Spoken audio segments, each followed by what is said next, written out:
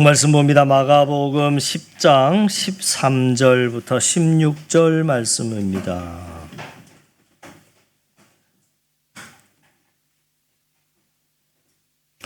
마가복음 10장 13절부터 16절 말씀을 같이 읽습니다. 시작. 사람들이 예수께서 만져주심을 바라고 어린아이들을 데리고 오매 제자들이 꾸짖거늘 예수께서 보시고 노하시어 이르시되 어린아이들이 내게 오는 것을 용납하고 금하지 말라. 하나님의 나라가 이런 자의 것이니라. 내가 진실로 너희에게 이르노니 누구든지 하나님의 나라를 어린아이와 같이 받들지 않는 자는 결단코 그곳에 들어가지 못하리라 하시고 그런 어린아이들을 안고 그들 위에 안수하시고 축복하시니라. 아멘. 오늘 본문 13절 말씀을 다시 보시면 사람들이 예수께서 만져주심을 바라고 어린아이들을 데리고 오매 제자들이 꾸짖었다 이렇게 기록합니다. 예수께서 만져주심을 바라고 어린아이들을 이제 데리고 왔는데 제자들이 꾸짖었다는 거죠. 여기서 만져주심을 바랬다 하는 것은 안수하고 축복해 주시기를 바랬다 하는 말입니다. 그래서 오늘 본문 말씀은 예수님께서 어린아이들에게 안수하시고 축복해 주심으로 16절 말씀까지가 끝이 납니다.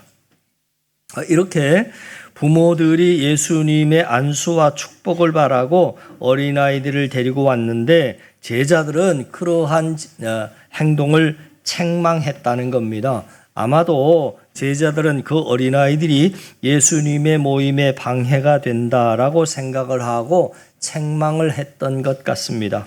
그러자 그러한 제자들의 모습을 보신 예수님이 오늘 본문에 노하셨다 그렇게 표현합니다. 노하셨다. 사복음서에 예수님이 노하셨다 하는 표현이 몇 번 나오지 않습니다. 예수님께서는 노하시면서 어린아이와 관련해 귀한 가르침을 주셨는데요. 14절, 15절 말씀 보시죠. 예수께서 보시고 시작. 예수께서 보시고 노하시어 이르시되 어린아이들이 내게 오는 것을 용납하고 금하지 말라. 하나님의 나라가 이런 자의 것이니라. 내가 진실로 너희에게 이르노니 누구든지 하나님의 나라를 어린아이와 같이 받들지 않는 자는 결단코 그곳에 들어가지 못하리라 하시고 예수님은 먼저 어린아이들이 예수님께 나와 오는 것을 금하지 말라 하고 말씀을 하시면서 제자들의 잘못된 행동을 꾸짖으셨습니다. 그리고 어린아이와 관련된 귀한 가르침을 주셨는데요. 핵심 내용은 이것입니다. 하나님의 나라는 어린아이와 같은 자의 것이다. 그러면 여러분 이런 궁금한 점이 생기지 않습니까? 어린아이와 같은 자라고 하는 것이 도대체 어떤 자를 의미하는 겁니까? 어린아이와 같다. 그냥 어린아이들이 천국에 들어갈 것이다. 그러면 어린아이들은 다 들어가는 겁니다. 근데 어린아이들이라 그러지 않고 어린아이와 같은 자다. 어떤 사람들은 어린아이와 같이 순수한 자가 천국에 들어간다. 그렇게 해석을 하는 경우도 있습니다만은 여러분 아시다시피 사실 어린아이들이 다 순수하고 다 깨끗하다. 그럴 수는 없지 않습니까? 어린아이들이 다 깨끗하고 다 순수하다면 어린아이들은 무조건 다 천국에 갈 겁니다. 그럼 어른들은요? 그러지 못한 어른들은 다 천국에 들어가지 못하게 될 것입니다. 그러나 어린아이들도 어른들에게 있는 죄성이 있다 하는 것을 우리가 압니다. 어린아이들에게도 다 자기 고집대로 하려고 하고 자기 욕심대로 하려고 하고 나누지 못하고 움켜쥐려고 하는 2개를 가지면 3개를 갖고 싶어 하는 그러한 순수하지 못한 죄성이 어린아이들에게도 있고 어른들에게도 동일하게 있는 겁니다. 그러니까 여기서 어린아이와 같다라고 하는 것은 어린아이들의 순수성을 말하려고 하는 것이 아니고요. 어린아이들의 의존성을 두고 하신 상징적인 말씀으로 해석하는 것이 옳습니다. 어린아이들이 예외 없이 공통적으로 갖는 대표적인 특징이 바로 의존성이기 때문입니다. 그러니까 여러분께 질문해 볼 테니까 한번 대답해 보세요. 유치원에 다니는 어린아이들에게, 유치원 다닙니다. 어린아이에게 돈 10억을 주고 10억을 택할래? 아니면 부모님을 택할래? 어린아이들은 어느 쪽을 택할 것 같습니까? 유치원 다녀요.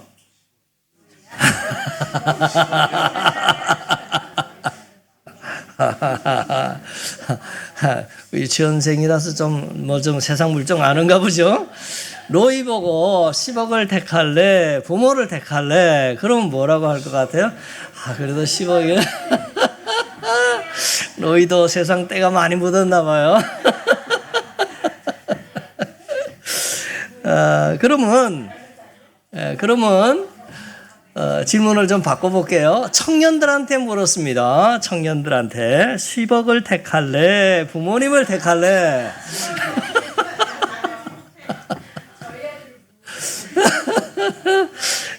재윤이, 도윤이한테 물어보면 재윤이, 도윤이가 뭐라고 대답할지 참 궁금해요. 대부분 아이들이 크면 10억을 택합니다. 유치원에 다니는 아이들은 부모를 철저하게 신뢰하기 때문에 부모님을 택하고요. 좀 나이가 들고 살만해지고 그러면 돈을 택합니다.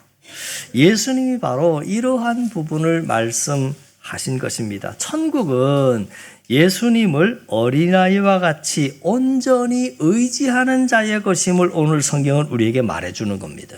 예, 오늘 그런 삶의 모습이 우리 그리스도인들의 정체성이다. 그 얘기입니다. 어린아이가 엄마 곁에서 껌딱지처럼 붙어서 매사에 엄마를 의지하고 부모를 의지하는 것처럼 성도가 예수님을 믿고 의지할 때 천국을 소유하게 되는 것은 물론이고 하나님의 크신 능력을 풍성히 경험하며 살게 될 것입니다.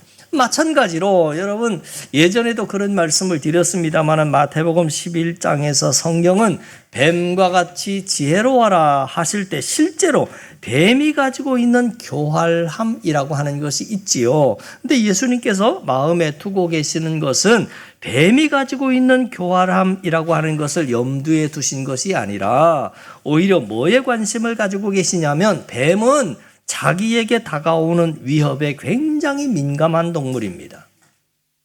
그래서 자기에게 위험한 상황이 다가오는 것에 아주 민감하기 때문에 거기에서 민첩하게 빨리 벗어나는 그런 특징을 뱀이 가지고 있다고 합니다. 그래서 예수님께서 너희가 뱀같이 지혜로워라 하고 말씀하실 때에는 그 지혜가 어떤 지혜를 말하는 거냐면 세상이 너희를 무너뜨리고 세상이 너희를 죽이려고 할 터인데 그것들로부터 민감해라. 둔하게 가만히 있거나 그래서 당하거나 생명을 빼앗기거나 생명보다 더 소중한 사명을 빼앗겨버리고 그렇게 하지 말고 너희가 민감하게 늘 깨어 있다가 위험이나 위기나 유혹이 닥쳐오거든 그것으로부터 민첩하게 벗어나라 하는 의미입니다.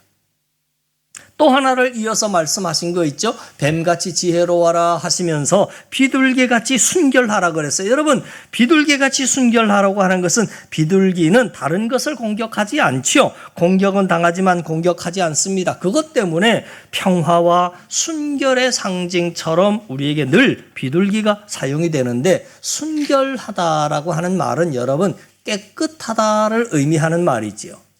순결함은 깨끗함입니다. 그리고 그 깨끗함을 성경은 뭐라고 표현했느냐면 마음이 하나일 때 깨끗한 거다.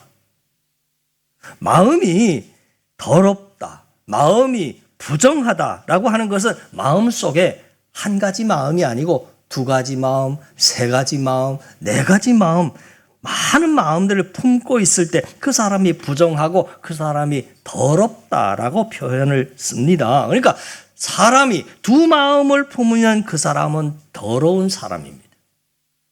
두 마음을 품을 때 그 사람은 순결하지 못한 사람입니다.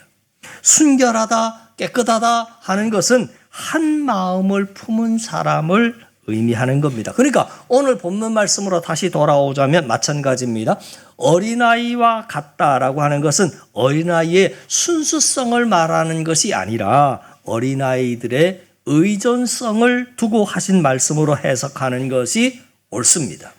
어린아이들이 예외 없이 공통적으로 갖는 대표적인 특징이 바로 의존성이기 때문입니다. 그 의존성을 드러내기 위해서 성경은 상징적으로 하나님의 나라는 어린아이와 같은 자의 것이다 라고 표현하는 겁니다. 우리가 어렸을 때 70년대, 80년대 초반 그때 한국교회 모든 일 앞에서 인생의 모든 문제 앞에서 철저히 하나님을 의지하던 때가 있었습니다. 그래서 예배의 자리, 기도의 자리, 성도들이 많이만 모였던 때가 아니라 그때는 그 예배의 자리, 기도의 자리에 있었던 뜨거움과 간절함의 영적인 분위기를 저도 아직 생생하게 기억하고 있습니다. 제가 어렸을 때 엄마 손에 붙잡혀가지고 그냥 예배의 자리, 부흥 집회, 산기도 얼마나 다녔는지 모릅니다. 당신 혼자만 다니면 좋은데 왜 저를 그렇게 그냥 끌고 다녔는지. 네, 그때 영적인 분위기와 온도를 여러분도 기억하고 있지 않습니까? 그때 성도들은요, 예배당에 단순히 많이만 모였던 것이 아닙니다. 기도의 자리, 예배의 자리에 모이면 오직 하나님만이 나의 도움이십니다. 하나님만이 나의 소망 되십니다. 하나님만이 내 이 문제를 해결해 주실 수 있습니다. 하는 간절한 마음으로 그렇게 많이들 매달렸지 않습니까? 그래서 그때는 기도의 자리마다 금식하고 기도하는 성도들이 넘쳐났습니다. 금식하며 산기도하는 성도들의 모습은 흔하게 찾아볼 수 있었습니다. 그래서 보통 교회에서 권사님급 정도 되면 철야를 하고 산기도를 하는 거 밥 먹듯이 하셨습니다. 그래서 기도의 자리마다 기도하는 사람들로 넘쳐났고 부흥 집회도 마찬가지고 수련회 때도 얼마나 많은 사람들이 나왔는지 모릅니다. 그때는 지금보다 훨씬 더 잘 못 살았습니다. 경제적으로는 지금보다 훨씬 더 열악했고요. 가난했지만 그러나 하나님을 그토록 의지했기 때문에 그 은혜와 간증이 넘쳐났습니다. 성령 체험도 많았고 성령의 역사도 많았고 그래서 그때 폭발적으로 한국교회가 부흥하지 않았습니까? 그런데 지금 한국교회의 모습을 보면 하나님을 그때처럼 우리가 의지하지 않습니다. 이제는 대국이 되어서 배부르고 먹고 살만해지자 문제 앞에서 하나님보다 돈을 더 의지하고 돈을 더 든든하게 생각하고 돈으로 모든 일들을 해결하려고 합니다. 또 세상적인 방법을 더 의지하고 사람보다 스펙이나 영향력 있어 보이는 사람을 더 의지하기 시작했습니다. 그래서 이제는 예배의 자리와 기도의 자리가 텅텅 비어가고 있고 성도들이 좀 모인다고 해도 아까 말씀드렸던 그 영적인 온도와 분위기는 그때와는 사뭇 다른 것이 사실입니다. 목이 터져나고 창자가 끊어질 정도로 간절히 기도하는 성도들을 이제는 찾아보기가 참 어렵습니다. 여러분 1년 한 차례 금식기도 하십니까? 여러분 산기도 해보셨습니까? 지금은 산기도는 고사하고 예배당에서 특세 지난주간에 고난주간 특별새벽에 특세도 참석하는 거 참 어렵습니다. 그건 부흥집회도 마찬가지고 수련회도 마찬가지입니다. 적당히 그냥 졸다 가고 적당히 기도하다고 가지 이제는 생명 걸고 간절히 기도하는 성도들은 그건 기독교 박물관이나 가야 볼 수 있는 이제는 그렇게 간절히 기도하는 성도들이 참 흔치 않습니다. 그 교만함이 우리를 하나님과 멀어지게 했고 그 멀어진 결과 우리는 지금 세상과 별로 구별되지 못한 삶으로 말미암아 세상으로부터 욕을 참 많이 얻어먹고 있습니다. 사랑하는 우리 한사랑 성도 여러분, 우리가 이번 부활주의를 맞이하면서 회복해야 할 부분이 바로 이것이 아닌가 싶습니다. 하나님을 의지해야 합니다. 어린아이처럼 하나님을 의지해야 합니다. 적당히 의지하는 것 말고 정말 어린아이가 어리면 어릴수록 엄마 곁에 딱 붙어 있는 것처럼 매사에 그냥 엄마 엄마 엄마 하면서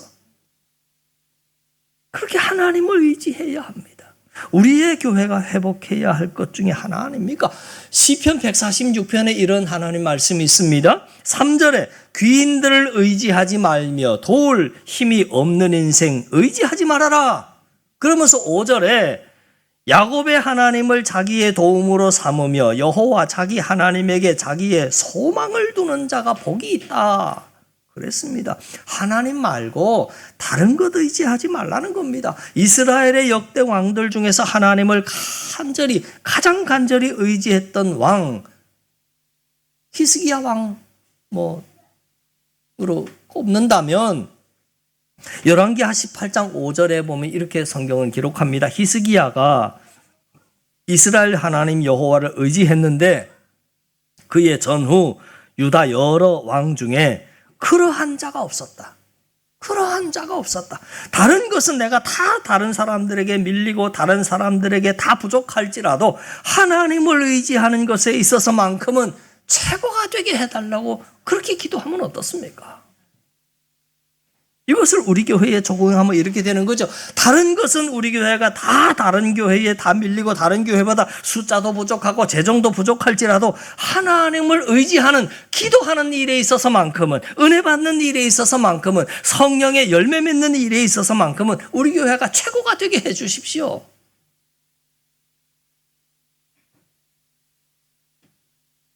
그렇게 합심해서 기도할 수 있다면 그렇게 기도한다면 하나님 그 기도 뿌리치고 나 응답 안 할 거야. 그러실 것 같습니까? 히스기야 왕처럼 큰 일이든 작은 일이든 하나님을 어린아이의 심정으로 간절히 의지할 때 여러분의 삶 가운데 하나님의 크신 능력과 은혜가 임할 줄을 믿습니다. 기도드립니다. 하나님 아버지, 우리 한사랑의 가정마다 기도 소리가 넘쳐나고 말씀이 충만하며 은혜가 가득하게 하시고 무엇보다 우리 각 가정과 심령이 예수 부활이 내 부활로 믿고 더 확실한 구원의 반석 위에서 굳건히 서가는 믿음과 신앙이 되게 하시고 나아가 성령의 열매를 많이 맺어 살아가는 우리 한사랑의 성도들 다 되게 하여 주시옵소서. 믿고 감사드리며 예수님 이름으로 기도하옵나이다. 아멘.